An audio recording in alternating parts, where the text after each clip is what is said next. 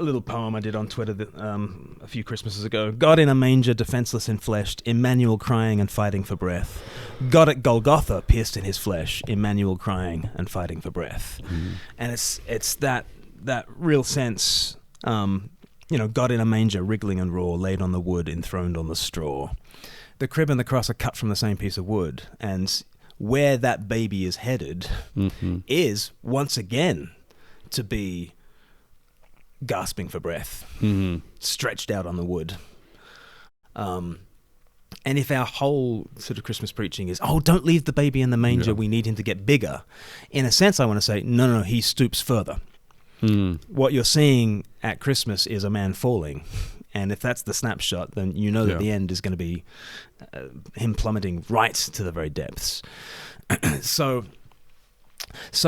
part of this problem is we've got a theology of the glory rather than a theology of the cross, and part of the issue is that we've sort of started the clock at Christmas, and that's the beginning of the story, and therefore, well, if that's the beginning of the story, then we need to hurry along to the end of the story. Whereas, if you've just done a 9 lessons and carols service, for instance, you've probably started in Genesis chapter 3, and you've had this prophetic hope of the seed of the woman who'll crush the serpent, and you've had Isaiah 9 and the prophecies, and you've come, and you've just sung, O come, Emmanuel, and ransom captive Israel, so that when you get to Christmas, it's like, it's the end of the story. Yeah, late in time, behold him come. Late in time, right. It's not like,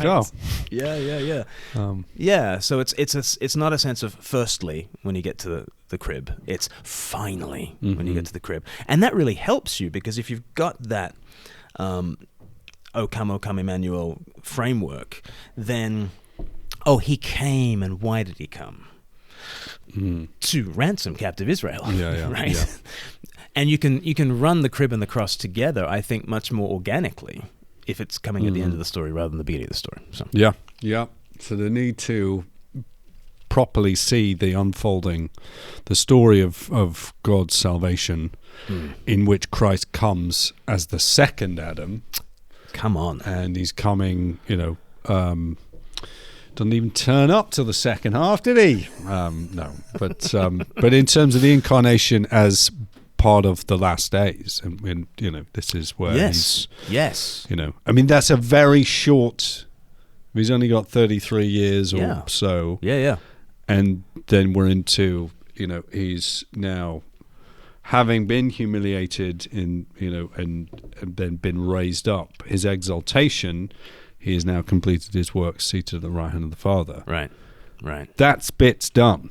Yeah. We're between the final whistle and the trophy presentation.